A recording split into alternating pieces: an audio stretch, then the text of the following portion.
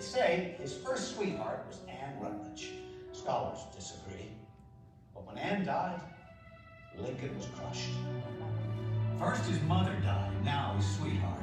His friend Samuel Hill later claimed he took away Abe's pocket knife because Abe seemed almost suicidal. So deep was his grief. Did it happen just that way? Historians will never be sure.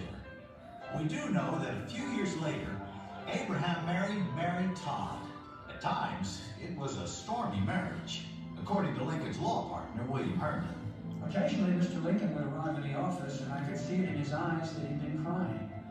At times, I could plainly see the tears.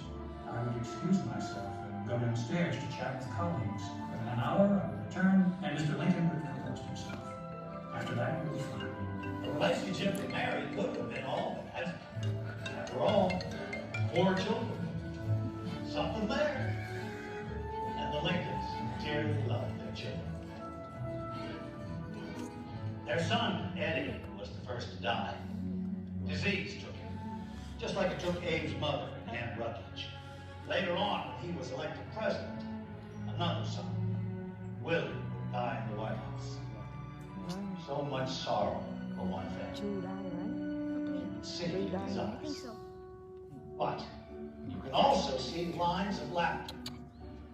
There, and there. Those are laugh ribbons. Abe Lincoln was a master storyteller. His stories were filled with wisdom, humor. How could that be?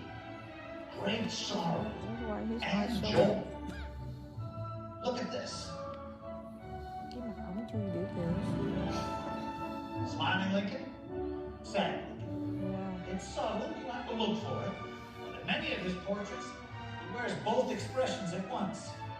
Sad on one side, happy on the other. How can that be? A house divided against itself cannot stand. I guess a face can.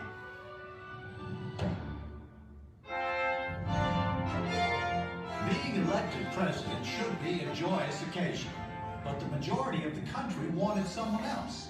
America was so divided over the issue of slavery that 4 candidates ran for president. Lincoln won. 7 southern states were so angered by Lincoln's anti-slavery views that they immediately seceded and formed the Confederate States of America.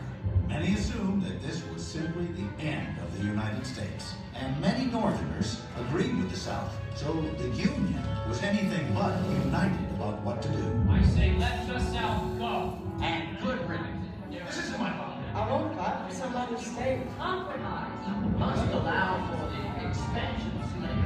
You must invade the South. Traitors. And immediately flee all the slaves. Only Congress has to appoint you're fearless president. You should send one man and women free. Things seemed pretty bad, but then they got worse.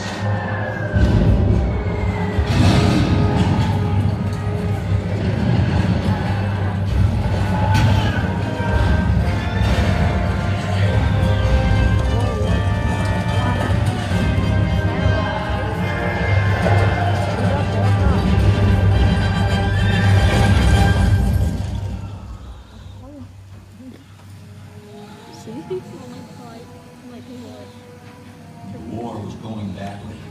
The casualties were enormous. Many said they were all Lincoln's fault. Support in the North was wearing thin. But Lincoln felt it was his sacred duty to defend and preserve the country.